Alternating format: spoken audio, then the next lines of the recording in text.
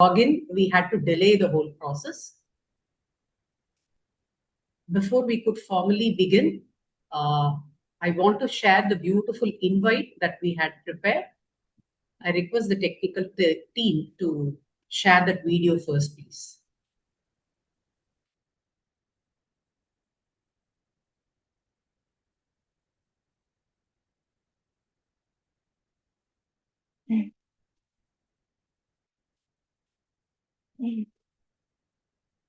Okay.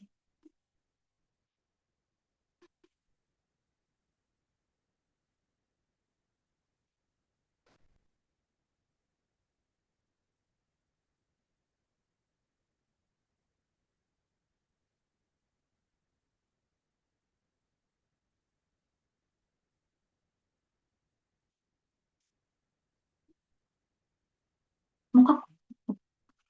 Nawa. Hindi ba?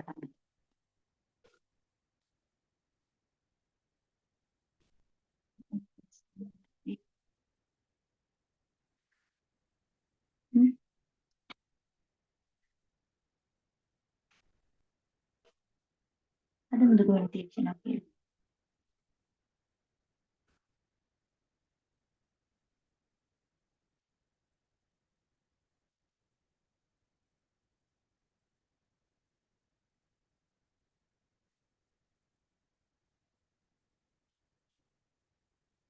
London.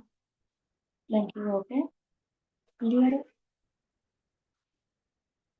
గురించి ఇచ్చిన గెలిపి మధు రామదు hi హజాని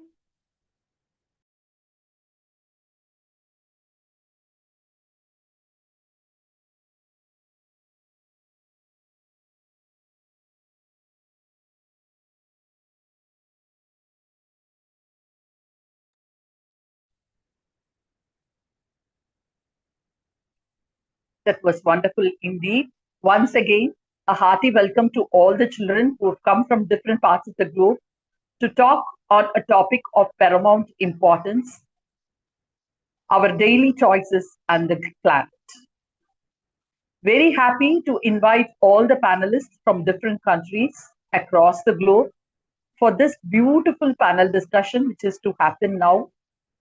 And particular mention to the two schools which are joining us afresh for this time. While the other countries are not new, they had been with us for the first and the second edition. We are thankful for that.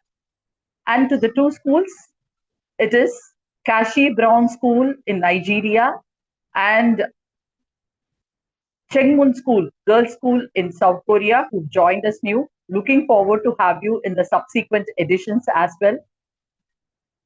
With much delay, I would like to thank all the heads of the institution who have actually given their consent for all of you to be a part of this panel discussion, and the teachers who had been behind you in training you and guiding you, and of course the parents who are there with you. Some of you, I can see that you are taking the session from home. To all the parents who had been of support. And with this, I take this opportunity to request our correspondent and chief principal, who had been behind all of us in making this event possible, to address all of us before we could get on to the panel discussion. Over to you, ma'am. Thank you, Anandi. Thank you, Anandi. Namaste, everyone. It is truly heartening to see so many young minds from across the globe come together for the third edition of the Interschool Virtual Panel Discussion on the theme, Our Everyday Choices and the Planet. This platform gives students an opportunity to reflect on how, as individuals, communities, and nations, we can make mindful choices to sustain and protect our planet for future generations. More importantly, it reminds us that meaningful change begins with everyday actions. We are delighted to welcome our international partner schools, Sujata Mahavidyalaya from Sri Lanka, Les Grands Malls from France, Changwon Girls Middle School, South Korea, Apokwe Mink High School from USA, British Columbia Canadian School from Egypt, KC Brown Memorial School from Nigeria, along with the students of Shri Natesan Vidyasala from India, all coming together for a shared purpose and a meaningful cause. We sincerely thank, as Mrs. Anandi, our principal, mentioned, we sincerely thank the school management for their support and collaboration, the teachers for mentoring and preparing the students, and the parents for constantly encouraging and supporting them. We are especially pleased to have Ms. Amrita Varshini, a proud alumna of our school, as the moderator for today's session.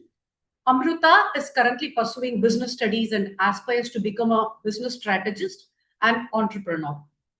She is also a music educator, a very talented Veena artist. For those who may not know, Veena is an ancient Indian string instrument. Thank you, Amrita, for accepting our invitation. We are confident that your perspective and guidance will add immense value to today's discussion. This event wouldn't have been possible without the dedicated effort of our team.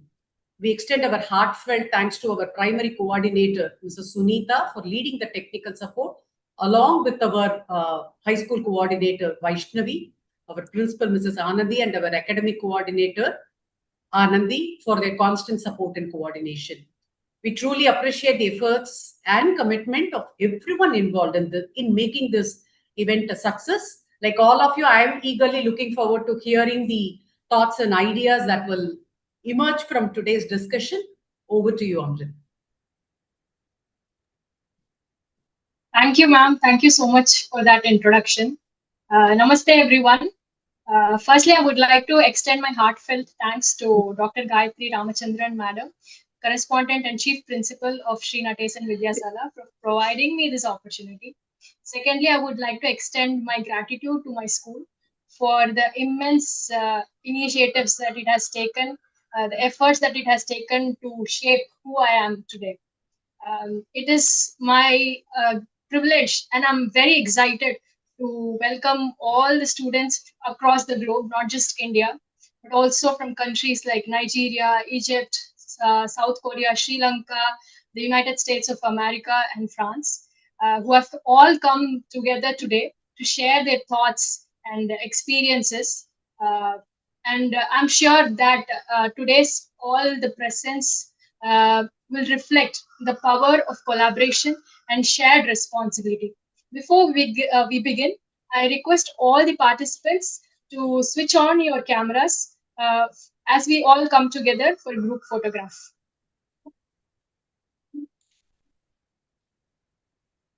I repeat, I request all the participants to switch on your cameras for a group photograph.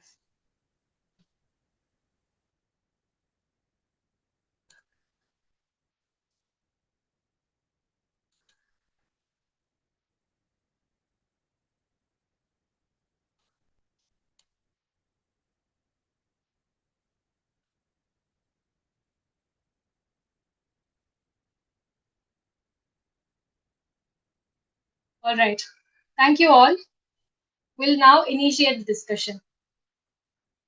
I'm sure all of you must have heard of this saying that small drops make mighty ocean. And our topic of discussion for today rightly fits this saying. Our topic of discussion today is our everyday choices and the planet.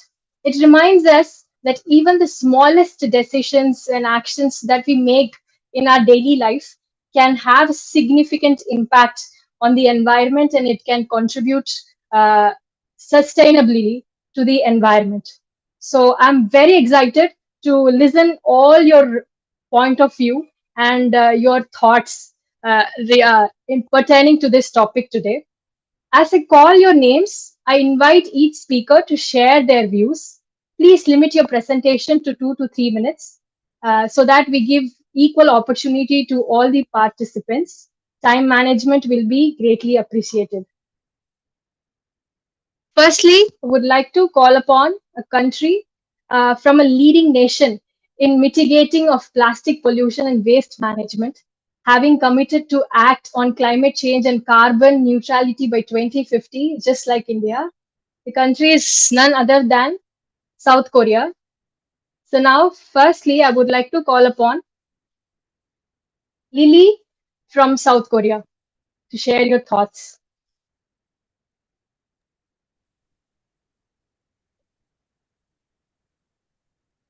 Okay, so am I audible? Yes, Lily. Awesome. ChatGPT write me a script about climate change and how it affects our world. Today, using AI has become completely normal. We ask ChatGPT questions, research topics on Google Gemini, and poof, our answers are generated within a few seconds. But because AI feels so effortless, most of us never think about what's happening behind the screen because we just type our prompts in and submit our homework. So what many people don't realize is that every AI response requires enormous computing power, and behind every prompt are massive data centers filled with servers running 24 hours a day. As these servers process and save countless prompts by people, they generate a huge amount of heat. Because of this, companies constantly use electricity and water to cool these systems down. But this issue doesn't only exist in advanced AI systems, because this also exists in smaller lenses like emails. I remember my English teacher, who is quite of age, once brought up a question to me asking, how many notifications do you have in your Gmail? So honestly, I confidently answered 932. And his reaction to my words was, 932? I only have 2 notifications maximum. At first, I thought this was a generational difference, but later I realized this issue here was ignorance. Because before that moment, I have never even considered that storing thousands of unnecessary emails could have environmental consequences. Emails don't disappear into thin air like fairy tales like I've imagined before. Rather, they're stored in data centers, the same used to power AI like ChatGPT. And maintaining those systems require continuous electricity and water cooling systems. So while one unread email may seem meaningless, billions of unread emails are not. And in countries like South Korea, where digital technology is heavily becoming integrated into schools, workplaces, and everyday life, this is an issue we will continue facing more and more in the future. So the problem here is not simply AI itself, but how blinded we've become by its convenience that we ignore its environmental impacts. Even if these damages seem small, if we do not begin with small actions, change will never happen on its own. A lot of people are fueled by the misconception that, oh, just because I change my actions doesn't mean the whole planet will change. Well, individually, maybe it won't, but when millions of people normalize the same habits and become aware, those habits actually shape the world. After all, global warming did not happen because of one massive action, rather, it happened because billions of small actions accumulated over time. But now, it's not even global warming anymore, because now experts call the status quo global boiling. Obviously, we cannot fix this issue all at once, like I've said before, but I think as a society, the first step is spreading awareness. For example, our school once held a campaign encouraging students to delete unnecessary emails as a small contribution to the environment. And although small actions like these may seem insignificant, the campaign actually helps students recognize how our digital habits can affect the environment. Because our generation, especially, is bound to live alongside AI, if we want to continue benefiting from it, we need to start thinking about its consequences and possible solutions to this matter, even if it's by taking small steps. So, ChatGPT, how do we save our planet? Thank you.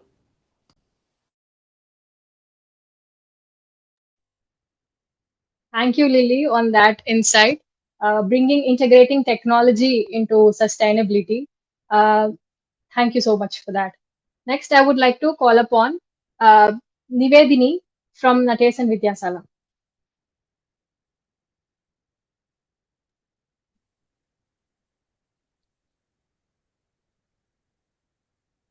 Namaste to everyone who's listening to this event from various parts of the globe, and to all my fellow panelists. Let me ask you to imagine something for a second. You wake up one day and everything convenient in your life disappears. No online delivery, no plastic packaging, no quick use intro materials. Suddenly, it feels difficult, right? Now imagine the opposite. A world where convenience keep growing, but the environment keeps shrinking. More plastic, less clean water, more comfort, less future. So, which world do we actually want to live in? That's the confusion we are all part of. Because honestly, we don't hate the environment, but just love convenience a little more. And I think that's where the real problem starts today. We made wastage normal. In India, our grandparents live very differently. They refuse containers, repair things instead of throwing them away, and use natural materials in daily life. What we call now sustainable living was simply their way of life. But this is something I personally noticed. After a festival, I once walked outside expecting to see the same happiness, but instead, I saw streets filled with plastic waste. This celebration lasted just one day, but the impact stayed much longer. And that moment made me think, are we really enjoying life or just ignoring its consequences? I don't think the solution is to completely reject convenience. That's unrealistic. Instead, I see it like this: convenience is a powerful tool. If we use it wisely, we can make the world better. But if we use it without thinking, it destroys the whole world. The shift we need is not from convenience to difficulty, it's from unthinking habits to conscious choices. For example, we don't need to stop buying things, just stop overbuying. We don't need to stop celebrating completely. Just celebrate without creating much waste. We don't need to give up our comfort. Just balance it with responsibility. And I would like to ask a question to all of the panelists present here. And you may answer this in the chat. Do you think people avoid change because they don't care or because they feel their small actions won't make a difference?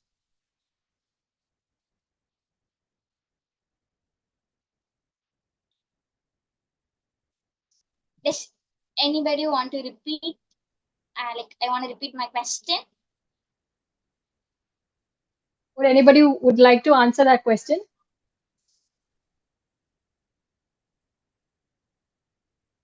From my perspective, it's like, yes, of course, individual choices and everyday actions to contribute to massively contribute to the world's sustainability. Thank you for answering my question, ma'am. And at the end of the day, it is not about convenience or consciousness. It's about what kind of future we generation are choosing to build. Thank you for listening to my patiently, and a special thanks to my school management for giving me this wonderful opportunity. Thank you. Thank you, Nivedhini. I can truly relate to you. I'm sure every Indian household must have this homemade pickle stored in jars and containers that once came inside with ice creams or coffee powders. So I can truly relate to the sustainability aspect that you mentioned. Next, I would like to call upon Damsari from Sri Lanka. Sri Lanka, if I have to mention, a country that has been the first nation globally to legally protect mangrove forest as part of the global conservation and sustainability livelihood program. So I call upon Danshri from Sri Lanka to share her viewpoints.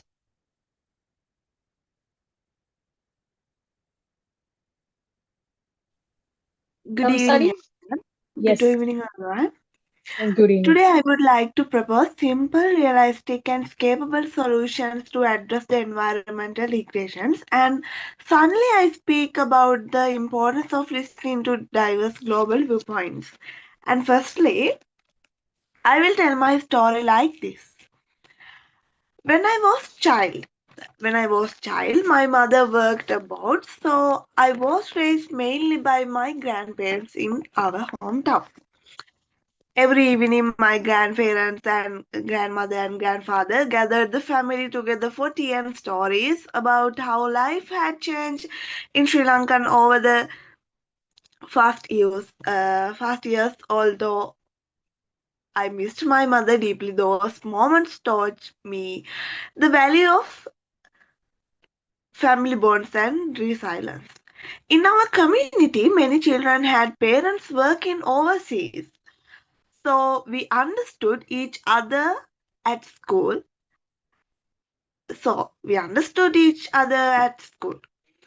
This experience shaped the way I see family responsibility and the social reality faced many families in our society. And We live in an interconnected world where people from different countries, cultures, and backgrounds interact every day. In such a world, it is very important that we learn to listen to different perspectives and ideas. However, in addition, being open to different viewpoints improve our thinking skills. It encourage us to question ideas, compare different options, and make better decisions in education, work, and daily life.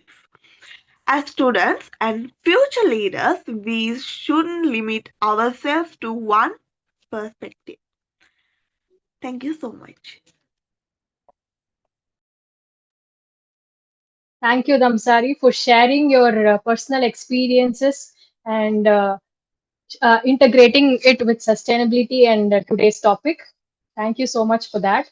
Next, I would like to call upon Sio Yan Lee from South Korea.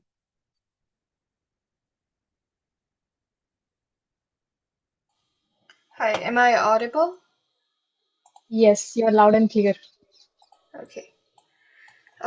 Taking care of polluted water is a major aspect which global citizens should focus on now more than ever as the population is growing and clean water is becoming scarcer. Water pollution untreated introduces toxic chemicals, excess nutrients, and sediment that upset the balance of aquatic ecosystems.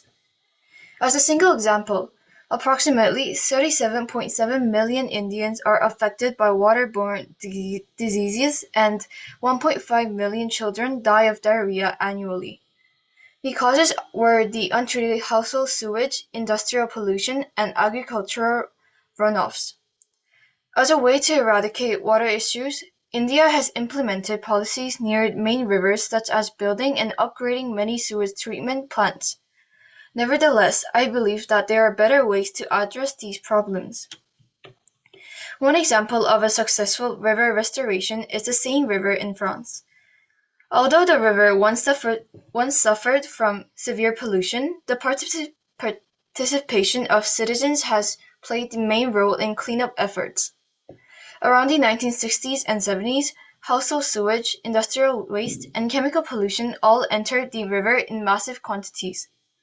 Naturally, all kinds of toxic chemicals such as PCB, lead, cadmium, and mercury contaminated the aquatic ecosystem. Long-term exposure to these chemicals damaged kidneys, provoked cancer, and affected our brain and nervous systems. At the same time, environmental movements grew and public awareness about pollution increased. This was the main factor in how the government started being aware of the water quality.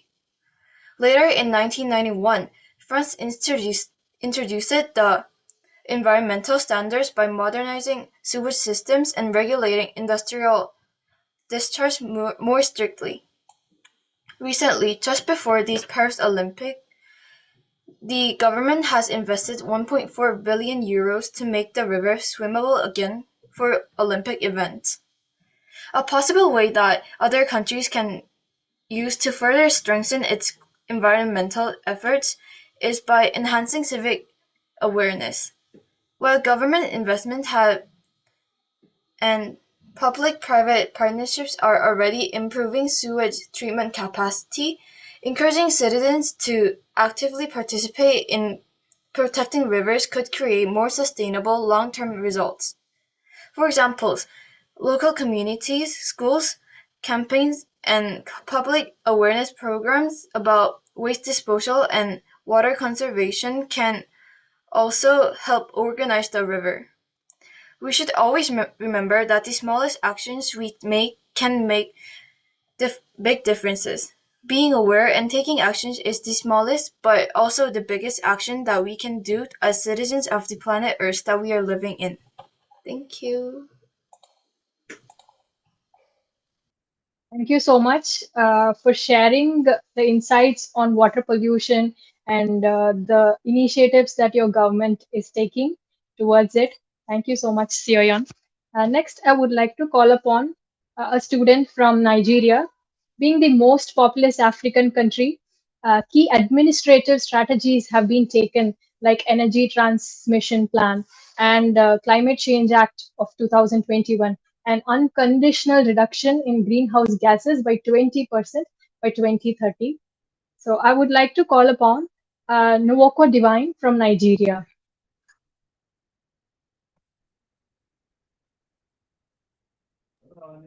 Hi, everybody. Hello. Okay.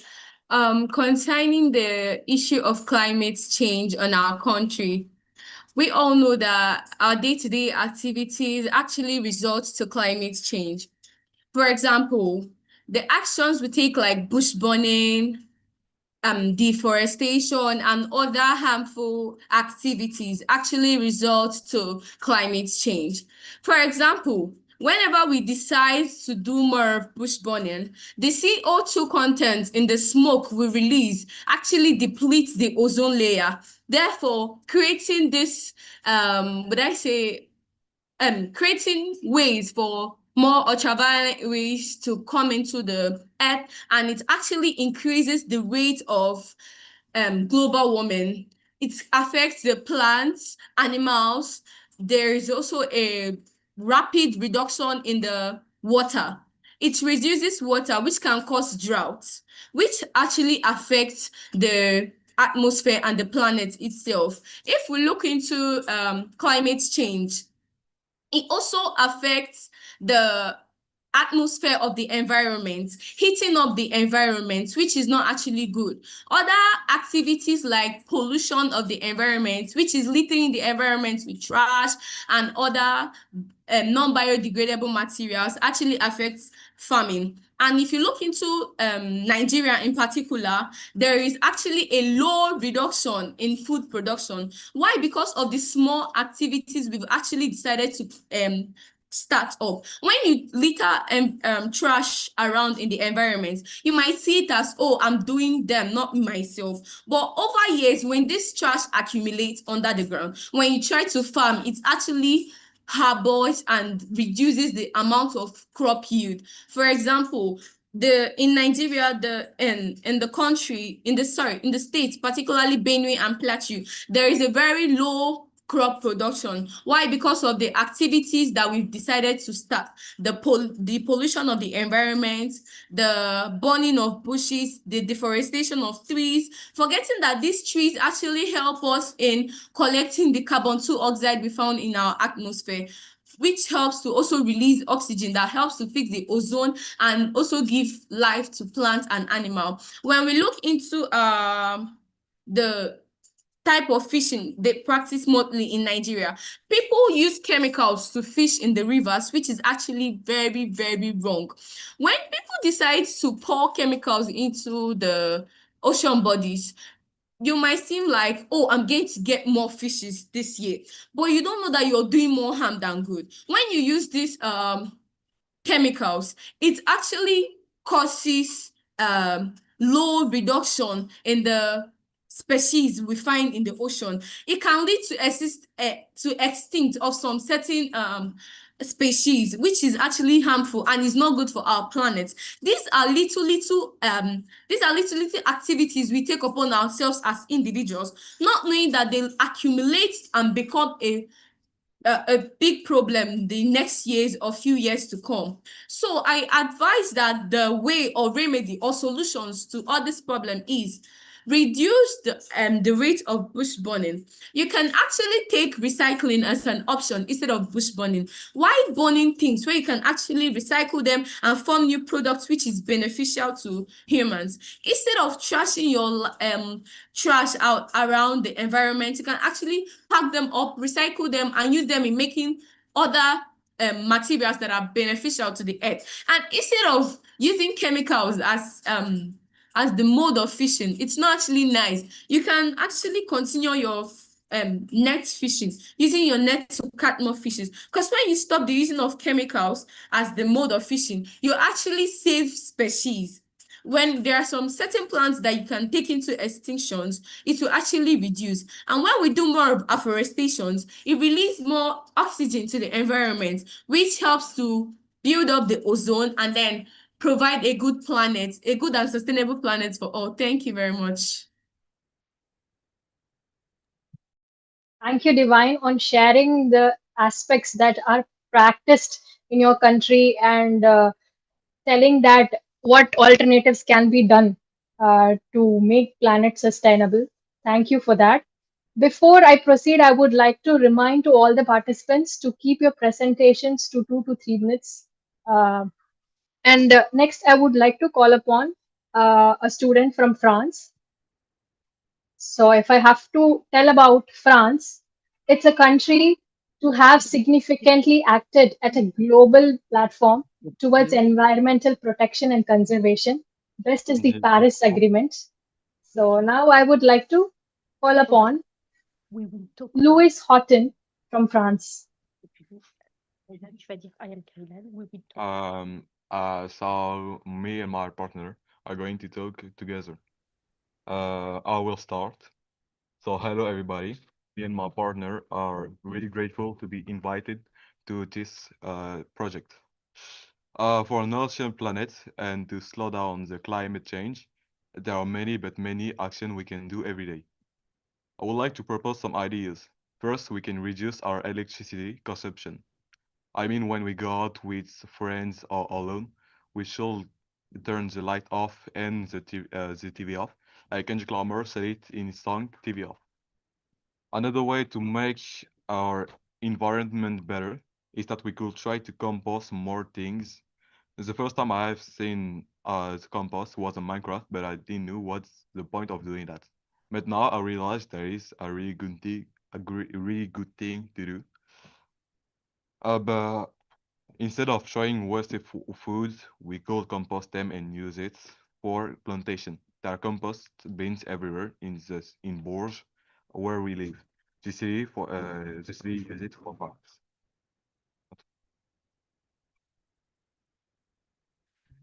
Instead of wasting.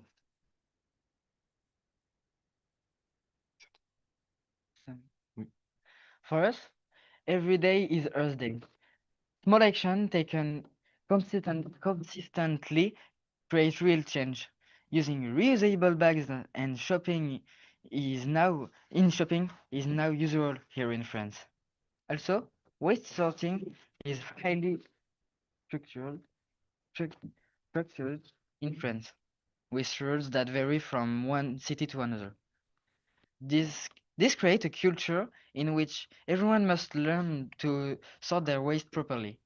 The treeman, this official French symbol with the logo and the people, treeman, informs you that the product must be sorted or returned to a collection point. It must appear on the packaging.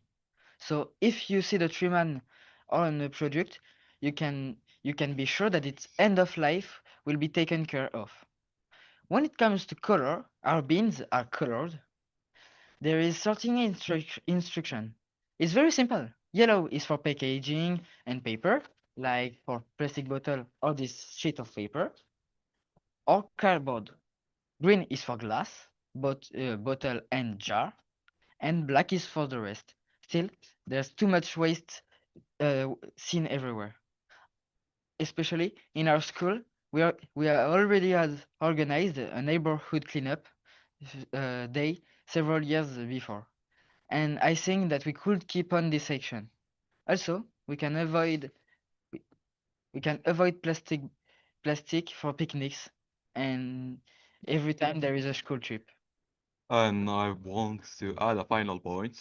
There is also a thing that I want to talk about. It's the pesticides. It's important that we try to eat and buy organic for the planet, but also for our health. Lately in France, we took a step backward with the controversial Dumplot law. This law was back in French National Assembly for debate, and it allows dangerous pesticides for crops to be legally used. A lot of French people, over 1 million, asked the French government to stop this law last summer. We had protests and opposition here in France. Pesticides are a risk for bees, biodiversity, and human health. We have to think about the consequences of our laws. We can destroy the planet from the inside. Think wisely, act wisely. That's all. And Thanks for listening to us. Thanks, both of you. Thank you so much for sharing the initiatives that have been taken in your school and at individual level. I really appreciate that. And next, I would like to call upon student from Egypt, a nation playing a significant role in environmental sustainability that includes the National Climate Strategy by 2050 and the major investments into one of the world's largest solar parks, the Benban Solar Park. So now I would like to call upon Lara El Kalla from Egypt. Um,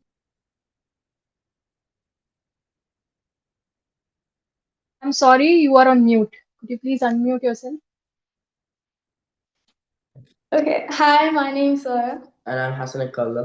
And we actually have a presentation to go with what we're about to say, so I'll be sharing that in a moment. So give me open access to it.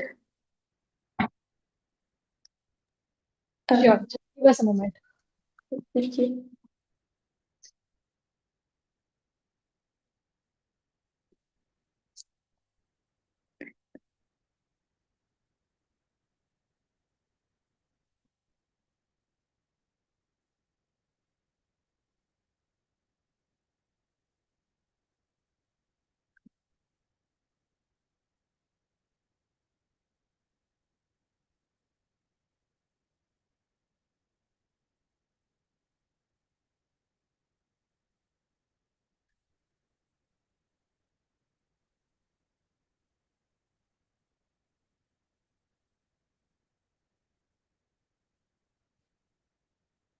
Did the screen share start working?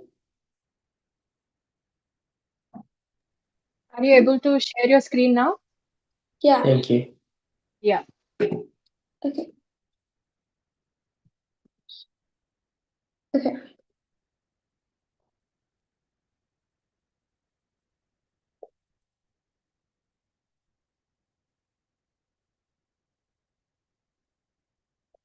Okay. Can everyone see our screen? Yes, we can see that. Okay, thank you. So we'll begin by talking about Egypt's role in the environment, and we want to thank you for giving us the opportunity to be here today and to share what our country's doing in this cause. Okay, so in my experience as an Egyptian and based on research, I've narrowed down our many habitats, one of the oldest countries in the world, down to 4, which I feel are like very impactful on the planet. Which are high fossil fuel dependency, waste mismanagement, inefficient agricultural production, and visual social status. Due to time crunch, I won't be able to go much into this, but a few of the causes are mostly like built on the fact that we are a large population, and a lot of the times the land can't fit all of our waste, especially as trends go by and agricultural waste builds up as much as agricultural feeds into our economy. Which results in a few outcomes shared here, and I'll be going into those. Which high fossil fuel dependency was found under the IMF library to have resulted in the energy sector becoming 70% of Egypt's greenhouse gas emissions, which, as you can imagine, is a large percent. Waste mismanagement, leading to 2.8 tons of plastic that are polluted in the Mediterranean Sea, and inefficient agricultural production. Estimates of about 9.5 billion cubic meters of untreated water is thrown back into the Nile annually, which, other than affecting the environment, is the main source of water for Egyptians. And then visual social status, which includes also traditions, creates 212 metric tons of textile waste annually and makes about half of the 14,000 tons of landfill and garbage received. Okay, and then a growing environmental gray zone. With our advancements in technology, especially during recent times, the creation of AI and its growth has occurred, but it was found to have like benefits and threats, hence gray zone. And some of those benefits include AI-powered drones, which were found to have positive impacts on the environment, as it was able to allow farmers to navigate dying crops and thriving crops, and how to lead a proper irrigation plan, as seen also through the second part. And then threats. AI requires water and fossil fuel energy to be powered, which means as much as it can benefit, it requires a bunch of resources that initially harm the environment to become powered. So when talking about environmental effects, we need to consider their economic impact because that is what makes or breaks the growing countries, especially those in the agricultural industry. And this can especially be seen through Egypt. Economic impacts can essentially be split into two portions, both micro and macro. So let's start with micro. Microeconomics can basically be summarized in how economy affects the individual or the business, and how environmental pressures affect their wages, salaries, and ability to work and create capital. Now over here in this graph, you're trying to see that the result we're trying to reach is an equilibrium point where we have enough demand or lesser demand where people need food or water or resources, and lesser waste, which is where people are gonna be able to uh, throw away their plastics in recyclable bins, and we want those to go down until they meet an equilibrium point. Now, three micro effects that I've noticed, especially in Egypt, are higher electricity and utility prices. This has impacted the homes as they have to raise the bill by 160% as of the year of 2026. And more psychologically, in terms of economics, there's the diminishing returns fallacy, where more and more citizens don't feel the need to use recycling bins because they don't see anyone else do it, resulting in a feeling of apathy. And there's a decline of marine-based jobs. Marine-based jobs that involve fishing and seaside jobs dropped down by as of 42% in 2026 due to the lack of availability of aquatic ecosystems. Now talking about macro, this is the larger scale effect, national or international effect of the economy, related to agriculture, of course. And there were three main uh, synthesized arguments for this, especially in Egypt. So there's renewable energy, as you mentioned. Yes, we are going to use solar energy and wind energy because of our turbine farms as well. And we want to transition to 50% of energy used via solar power and wind power by 2027. And also for carbon emissions, they've actually decreased by 30% because of the initiatives taken to convert the wind and solar energy, meaning we rely much less on coal and on microplastics, which actually helps RCs be able to rebuild their aquatic ecosystems because of the lack of microplastics. And third, we have waste management. It's become a much larger problem for Egypt because of the contributed pollution, landfilling, and there's obviously the filling of garbage city, which becomes more and more hard to manage because of the increased landfill. Okay, Egypt's role. So, with the growing impacts of the environment, and especially as agriculture is one of Egypt's leading economic sustains, there has been many initiatives that have been done to help fix this, and I'm going to be talking about three. Two of which are small NGOs, and then one is actually a school initiative.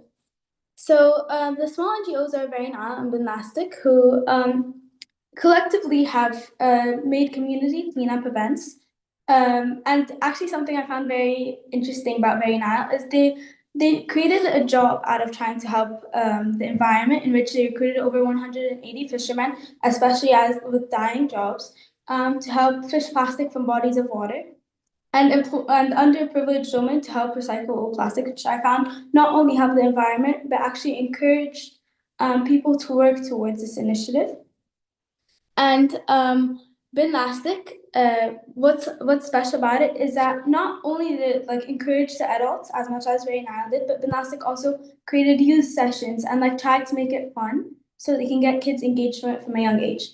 And then Shagaro was a school initiative in which they create green roof classrooms on the roofs of, since most of Egyptian schools are open roof or they're not closed off. They decided to create a green roof in which they made a little garden to help conserve an energy that doesn't depend on fossil fuel, and to engage students as they are allowed up there and they're able to see what are some of the initiatives that their country takes in order to help the environment.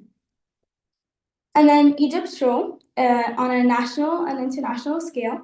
First, we're going to start with the COP27 presidency, which occurred in 2022 in Sharm el-Sheikh, in which many environmental initiatives took place, and Egypt was able to raise a lot of money to continue their plans, which will be mentioned in the next two. Okay, and then we have Egypt's nexus of water, food, and energy. And it's a plan from 2022 to 2030. Okay, in which it was inspired by the initiatives of the Paris Agreement, and they have raised over $10 billion to be able to replace fossil fuel energy with clean energy, and they want to continue doing so they're able to meet the agreement and the plans for the 2050. And then we have Egypt and the EU. In which they have partnered in a lot of environmental initiatives, especially to help Egypt. In which the most recent one is the GCI project, which promotes green hydrogen. 271 million euros were invested in this. And then we have some more, which are the Renewable Energy Conference, 124.3 million euros given to create planned environmental impacts in Egypt.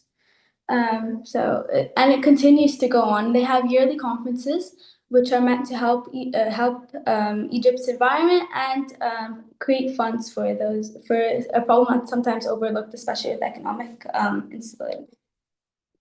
Now, based on the aggregate supply and demand instances that I noted in the economic sections of our slideshow, and based on the initiatives that my partner just presented, we devised together a survey, which, first of all, we're very thankful to those of you who took the time to answer their survey. Your results were very, very valuable, and we were able to synthesize data from them that helped us in our inquiry. So now let's go over results. So the first question we asked was open-ended. It was providing one example of an action you witnessed that contributed to the negative impact on the environment in the last 30 days. We got many amazing answers, such as one student who went to a river cleanup. They saw that many people were just throwing their trash inside the river instead of picking up, throwing it in recycle bins, putting it in any sort of bin, which showed us how even these small decisions, such as throwing your garbage or fast food somewhere that isn't where it's supposed to be, can actually harm the environment. Then in our next question in the survey, we asked if people were able to see garbage on the streets when they were walking.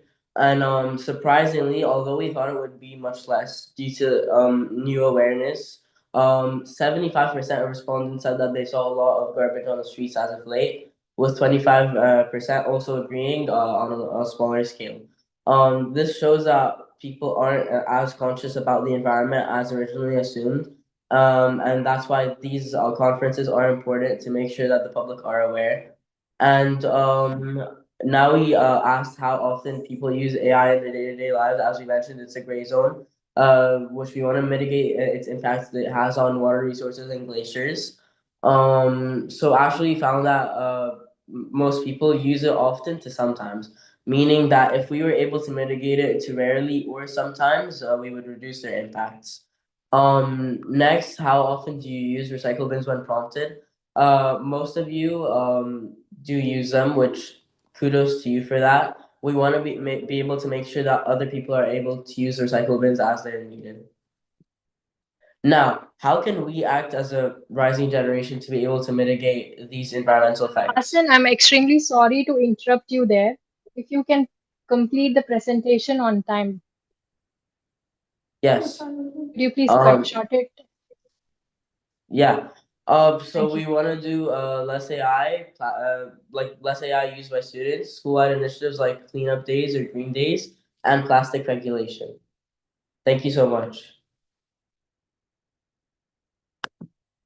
Thank you, both of you, for sharing those insights. I've watched your presentation for the previous 2 years as well. I really appreciate the initiatives and the proactive mindset that you take to ask questions prior to the discussion and do a research on the topic and discuss on the topic with facts and data. I really appreciate that. Thank you so much for that. And I would like to remind you that from next time, please to keep up with the time, as we all are working with different time zones. Thank you so much. Next, I would like to call upon students from the United States of America, a country that has taken key efforts to phase out the single usage plastics by 2035. Now, I would like to call upon Aiden Priest and Shlok Subramaniam from the United States of America. Hi, we have a presentation to share, so I'll pull that up. Sure, sure.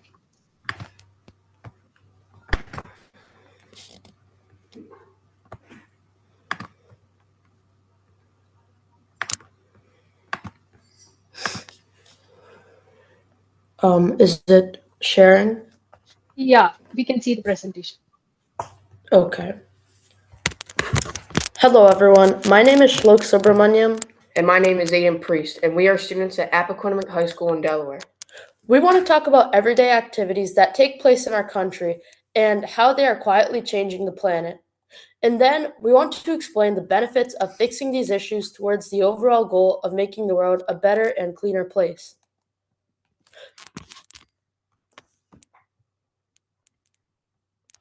The first issue involves food waste. The United States Environmental Protection Agency says that between 30 and 40% of the U.S. food supply is never eaten. That wasted food ends up in landfills and releases methane, which is responsible for emissions equivalent to 42 coal-fired power plants running for a full year. And their data shows that food waste is the single most common material in U.S. landfills and making up 24% of what we throw away. Every time we scrape a plate into the trash, we're contributing to that number. Individuals can implement sustainable practices such as planning meals, storing produce properly to extend shelf life, freezing leftovers, and composting scraps. These actions keep waste out of landfills, reducing methane emissions and saving money. Donating these goods to local pantries or the less fortunate can ensure that leftover food reaches those in need rather than decomposing in a landfill. These simple acts reduce harmful methane emissions while directly addressing community hunger and resource mismanagement.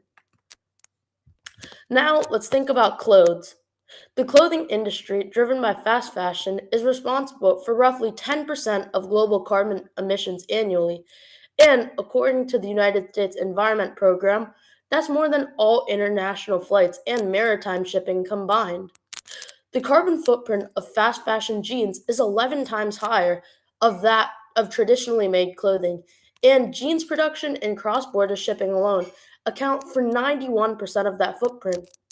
The average person wears clothes just 7 to 10 times before throwing them away, down more than 35% from 15 years ago. To combat the environmental impact of fast fashion, consumers should adopt a slow fashion approach by buying fewer, high-quality garments designed for durability and repairing clothes instead of discarding them. Furthermore, supporting the circular economy by purchasing secondhand, swapping clothes, or using rental services dramatically reduces the demand for new production and waste. Finally, choosing natural, sustainable materials over synthetic fibers and supporting brands with eco-friendly supply chains can significantly lower the carbon footprint of our world as a whole.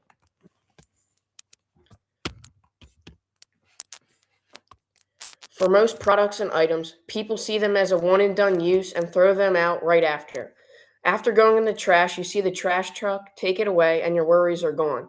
But after leaving your house, it gets taken to a landfill where it is burned and incinerated, contributing to global warming. According to the EPA, over 40% of all greenhouse gas emissions are tied to the production, transportation, and disposal of material goods. When things are burned in landfills, it creates methane, which traps over 80 times more heat than carbon dioxide. This is a lot worse than we think because the production of items is only increasing as time goes on, and it isn't stopping anytime soon. So to stop this, we need to take action and spread the word, as many things can slow the increase in temperature and the amount of products being burned. You can compost organics with bacteria and fungi naturally.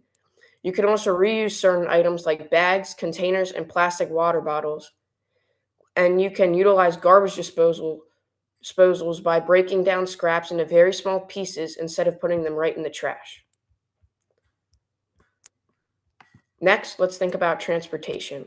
To most people, driving a car is a daily activity with no effects on the planet. Billions of cars are driven every day to work, school, and activities, but the effects of transportation every day are numerous and uncountable. According to the EPA, transportation is the largest source of greenhouse gas emissions in many countries. Globally, transportation accounts for 15% of gas emissions, but in the US, it is 28% of emissions. This causes air pollution, warms the planet, and contributes to climate change. Switching to public transportation, electric vehicles, biking, or walking can significantly reduce an individual's carbon output. Using biofuels and renewable natural gas can lower a person's carbon footprint as well. Lastly, a solution that can be worked on is improving engine efficiency and gas consumption to lower outputs. Overall, driving a little less every day and finding alternatives can help the world in a big way. So, the data is clear. Our daily decisions, what we eat, what we buy, and what we throw away, are not separate from the environmental crisis. They are part of it. But here's what gives us all hope. These are real solutions already working around the world, and students are part of making them happen. Thank you all for listening. Thank you very much. Thank you both of you for sharing aspects from fast fashion and food industry. I can highly relate it to the environment in the United States of America. Thank you both of you for that. Next, I would like to call upon student from South Korea, Miss Ray. Am I audible? Yes. Great. Hello, dearest panelists. I'm Ray from Changwon Girls Middle School in South Korea. There's a serious and also familiar cause of air pollution. Cars going with fossil fuel, mostly known as gas cars. It emits carbon when it's used. Carbons, which are referred to as the main reason of the whole global warming and air pollution that are threatening the existence of human beings. Carbon compounds and pollutants affect health in two main ways: through direct toxicity, that is breathing in dangerous carbon gases or particles, and indirect climate impact. Carbon surely emits carbon monoxide, carbon dioxide, black carbon and soot, causing hemoglobin binds in your blood, which prevents oxygen from being delivered to your heart and brain, leading to severe health problems. According to this information that I have mentioned, air pollution is a severe threat to the survival in human beings and also the whole ecosystem. People have been finding exact ways to find solutions to this air pollution in order to save the ecosystem, the world, and the planet Earth. And they found electronic cars. They might have disadvantages too, like its expenses and also feeling of rejection, as it's new for many people around the world. However, I believe electronic cars have more advantages than they have flaws. If we consider current price of fuels, actually, electronic cars are much more cheaper than most used gas cars, which includes the one disadvantages and making it better than the other. 3 weeks ago, I have visited Shanghai and saw everyone using electronic transportations. I'm not going to exaggerate that Shanghai has one of the best quality air. I strongly believe that it is because of no usage of the gas transportations. When I saw this, I thought, if we increase the usage of electronic cars around the world, we can save the whole environment. Even though it does not fix the whole big problem, at least we can still take a step closer. As young global leaders, I encourage everyone around the world to be more aware of these situations. We are minors, which challenges us from getting deeper into the problem and actually participate to change. But still, I know it will be hard for people in the society to make such a big change in a sudden time. Because of that, I will ask you for your participation in such things like finding out the ways of solving. I am aware of the fact that it might sound difficult, as we're still just some teenagers who only know a bit more about this problem. But I believe we're the one for it. How can a student like us at least try? I would say use public transportations. Like I have mentioned earlier, it is almost impossible to make such big changes so suddenly that using public transportation can actually save the usage of gases that will actually lead to a slow decrease of the whole use of the fossil fuel one by one. I would like to discuss more about the problem of the air pollution and the ways we can contribute at least a little as teenagers. Thank you. Thank you, Ray. It was interesting to know that electric cars are comparatively cheaper than fuel cars, because that's not the case in my country. I knew that now. Thank you for that. Next, I would like to call upon student from India, Karthik Rokshan from Shri Natesan. Yes. Hello, Karthik. Am I audible?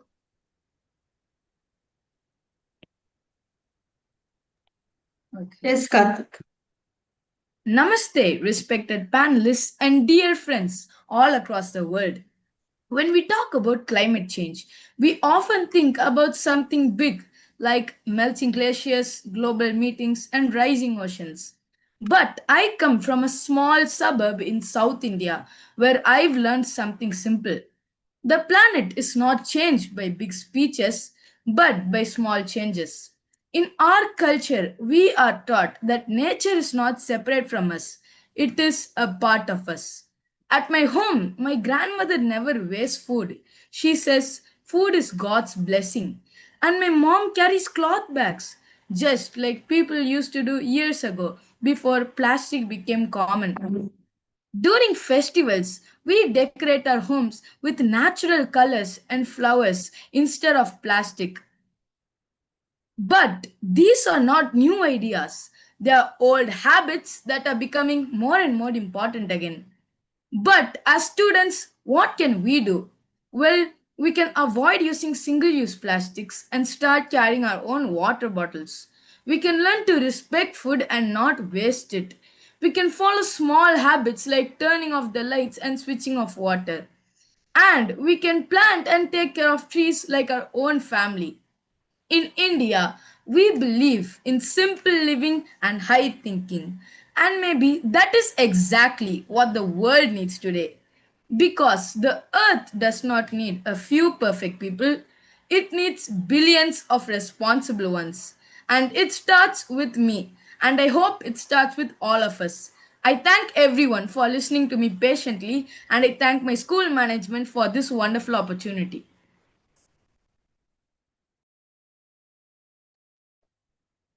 Thank you, Karthik. Next, I would like to call upon a student from Nigeria, Arinze. I don't know if I'm pronouncing your name correct.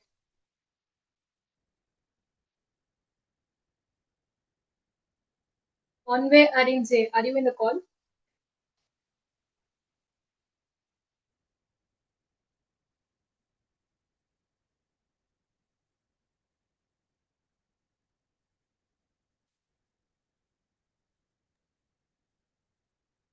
To add to what she said, for food production, some food don't grow well because of the way we behave. We finish eating and dump the trash beside where the crop is planted, which is not meant to be so. And when it's being harvested, it will not come out well. For example, yam in my country. If you drop trashes like biscuit wrap and all of that, the nutrient will not come out well. And the solutions to these problems is that farmers should create awareness programs on dropping toxic substances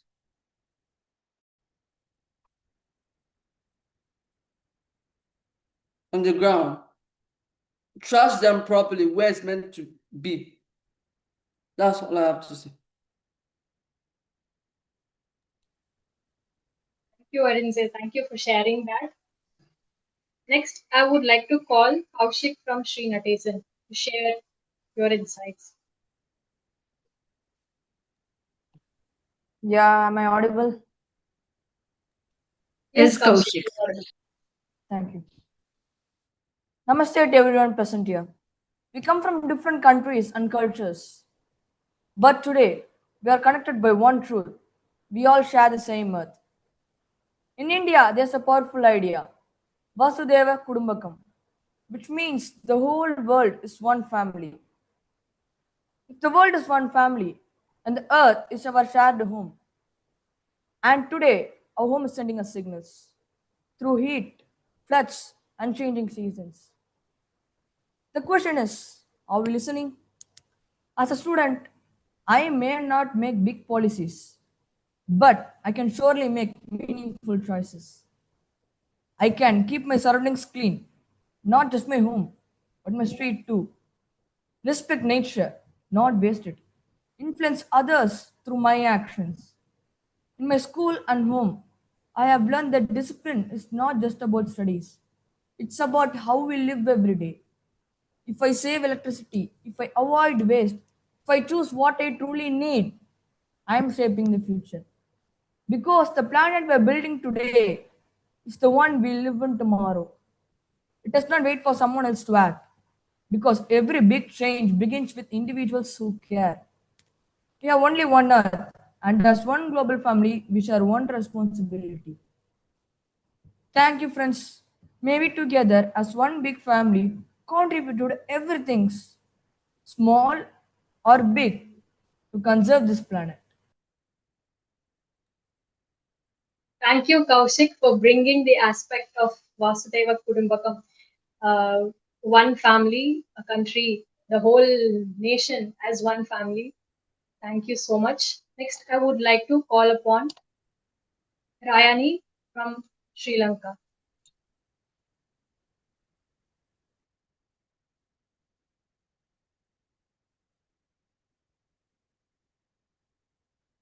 I repeat, I would like to call upon Ryani from Sri Lanka to share your thoughts. Thank you. Good evening, everyone. My name is Ryani Pehara, and today I'd like to share my personal stories with you.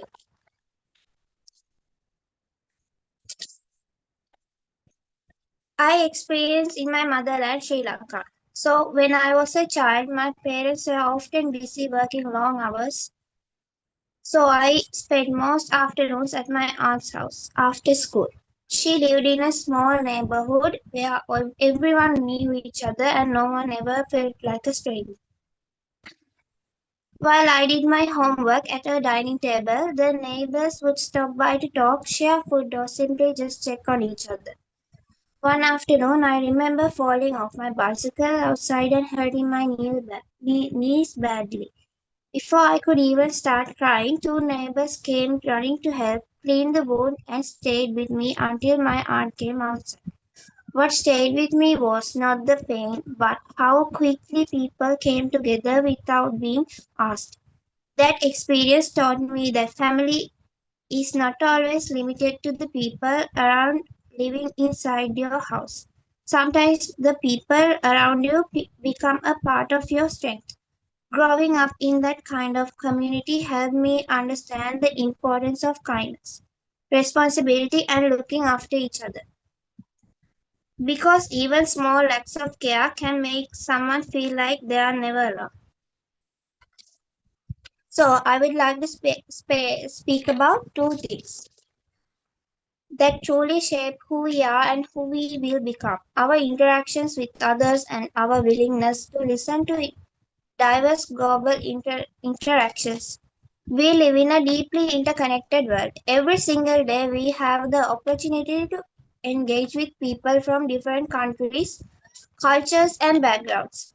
When we open our minds to global perspectives, we expand our understanding of the world.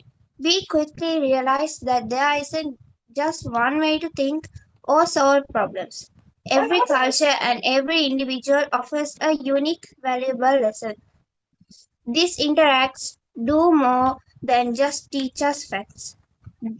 They build our character. By actively listening to voices that are different from our own, we develop deep empathy and respect.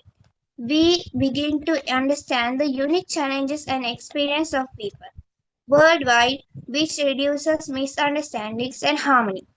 Furthermore, engaging with diverse opinions sharpens our mind. It changes us to think, critically ask better questions, and communicate our ideas with confidence. When we pair this open mindedness with teamwork, we unlock the power of collaborative problem solving, a skill that is absolutely essential for navigating real life challenges. As students, we are the future leaders of tomorrow. We cannot afford to limit ourselves to a single perspective. Instead, let us make a conscious effort to connect, share, and learn from one another. By listening more and respecting more, we will grow actually and socially, preparing ourselves to become responsible, capable, and effective global citizens. Thank you. Thank you, Ryani, for reiterating the purpose of today's discussion. I would like to call upon Pavit from Sri Lanka. Are you in the call?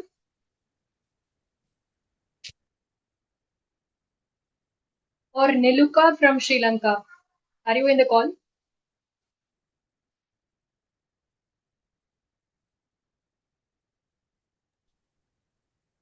Yes. I am going to teach again. Good morning, good day everyone. Today I would like to speak about how sustainability is a both personal responsibility and a collective effort. Sustainability means using our responsibility wheels today so that future generations can also meet their needs. It is not only about protecting the individually but also meet their needs. It is not only about protecting that individuals, but also about living responsibilities. And mention balance is how we use what the air provides. First, sustainability begins with each of us as individuals. Our daily choices matter. Simple actions like saving water, reducing electricity use, avoiding single-use plastics, resilience, waste, protecting natural resources all make a difference. When each person takes responsibility, even small actions can create a meaningful impact. However, personal actions also are not enough. Sustainability also requires collective efforts. Generations, schools, business, and community must work together to create change that spawns sustainability living. This includes product waste management, individuals, lives, public overs, and eco-friendly policy that will social media as a whole is convolution. Sustainability is a shared responsibility. It is department on both what we do as individually. Thank you. I am a candidate. Nama. Thank you, Nilika, for sharing the insight that shared initiatives can have sustainability impact. Thank you. As we come closer. Sorry, candidate. Sorry, I am a Guni Tikshana. My mother is Niluka. Okay. Got it. Thank you. As we come closer to the conclusion, I would like to thank all the participants for sharing your insights and inspiring experiences relating to the topic. Today, all of you have shared the initiatives and the day-to-day decisions that you take towards sustainability at an individual consumer level. But do remember that going in the future, you will all be in a position where you will be taking important decisions. I'm sure all of you will grow to heights like an entrepreneur or a key decision maker at an esteemed organization. So let's not end the discussion here, but let's keep these thoughts in mind as we grow to such positions. All countries across the world are working towards sustainability. And if you see country like Japan, they have taken initiatives to make sustainable products out of even the shell of an egg. They are processing it and making materials like paper or filling materials that can be used for wall constructions. So today's discussion has set a right stage to share all your thoughts that can go global.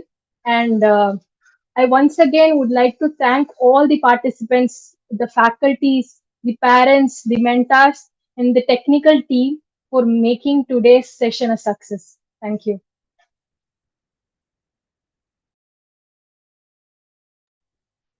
Thank you so much, everyone, for joining us for this third inter-country virtual panel discussion.